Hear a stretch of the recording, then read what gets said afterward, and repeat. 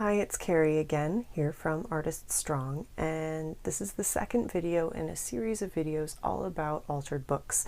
And in today's workshop, we are going to talk about how to start preparing your book so that you can make art inside it.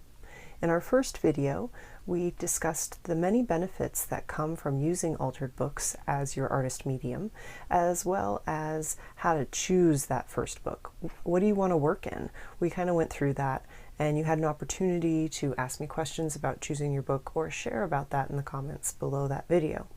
Today, I want to do a demonstration for you where we do one of two parts of preparing the book.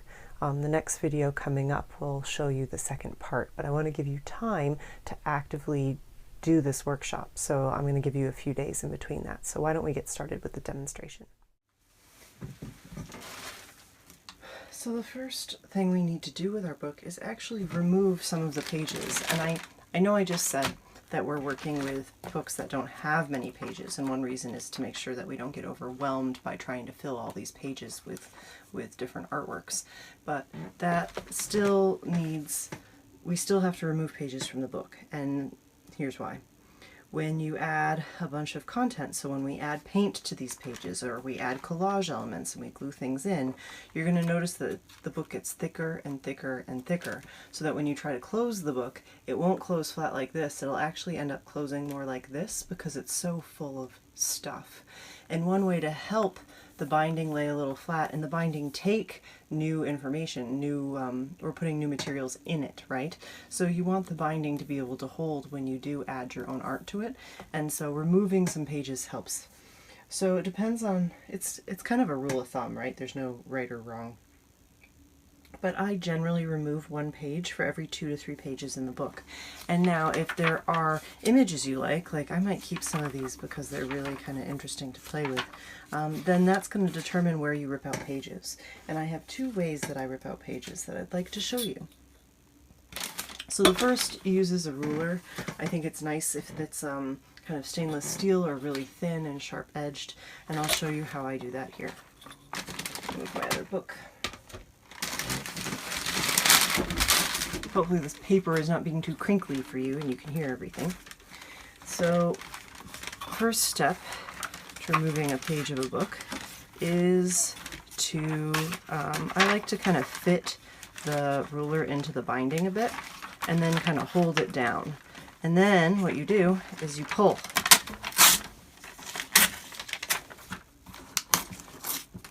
And what this is doing is it's making sure it's not ripping up the binding by kind of having a spot in the ruler holding in. I don't know how to word that there, but you can see, right? So there's going to be some ripped paper, and that's fine. And if you really want to get detailed, you can take a blade and you can actually very carefully cut that part out. You don't want to push too hard with your blade because you'll damage the paper you're trying to keep. But if you really want this clean, you can lightly slice that extra paper sticking out, okay?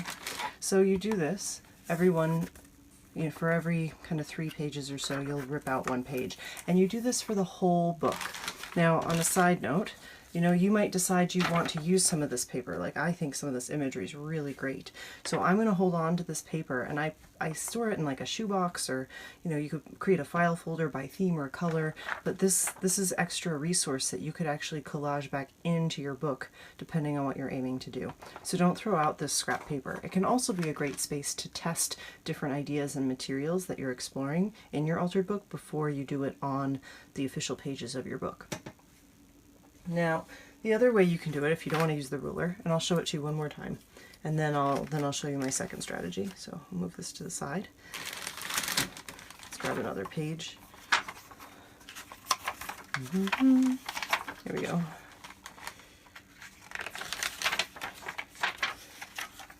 Oh no. I can go get rid of that page. So again, I'm going to hold my ruler down. You kind of put the ruler almost in the binding, so hopefully you can see that here. And I'm pushing it, like you can see there's pressure on my hand as I'm pushing it into the surface. And then I'm pulling up the paper towards me. And I might want to move my hand to try to accommodate some of that. So with this one, I actually pulled out some of the binding a little bit. You can see where it's been stitch bound here. So again, if you don't like this paper, you can try to just pull it out. Sometimes this works.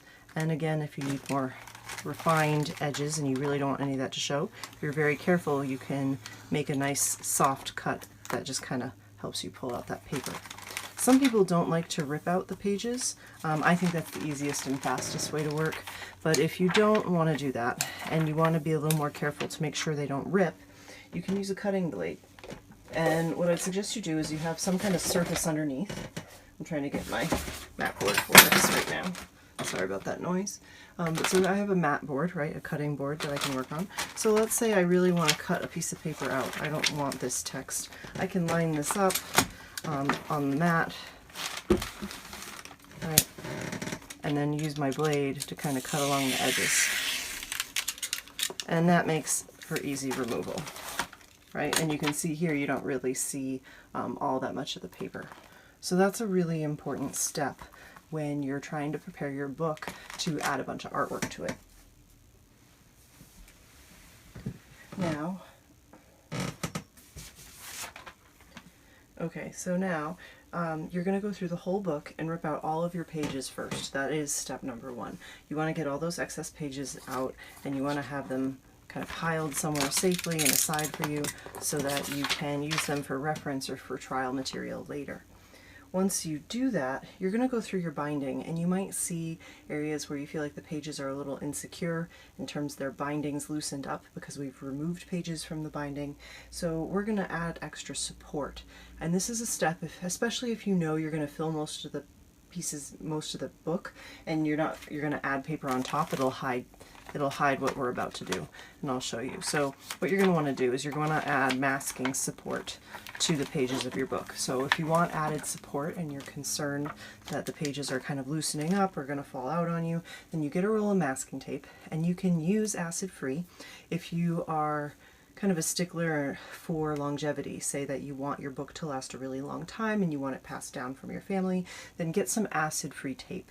If this is about play for you and you're not really worried about how long things last or starting to think about things like acid-free tape adds a lot of pressure to you and it starts to feel intimidating, then just find whatever tape you can, but you want it to be somewhat wide. So this one could probably be a little bit wider for me, but I can make do.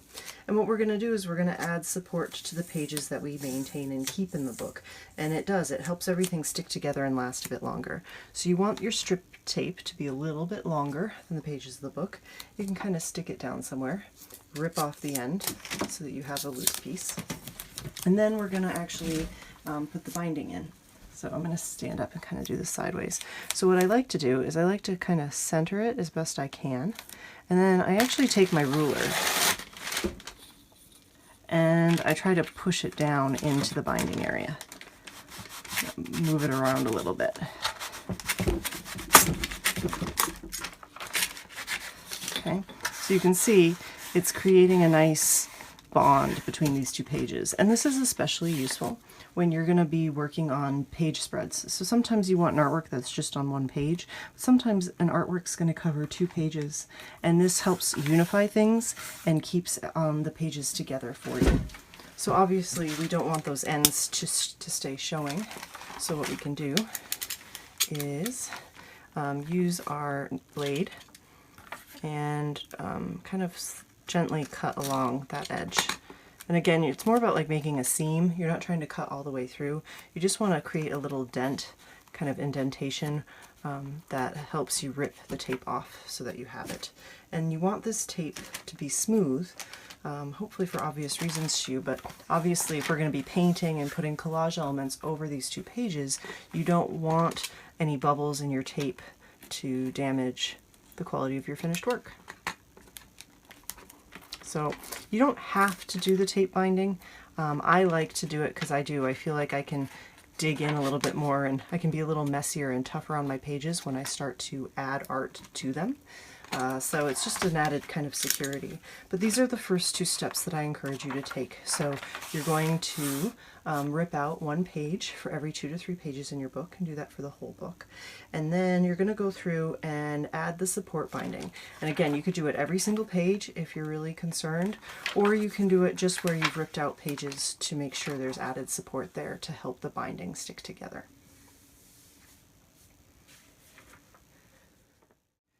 Before we go, I want to show you guys one more tip on adding the binding in. So when you've removed paper and you're working on the binding, sometimes the tape can curl on you. It can be kind of hard to place it.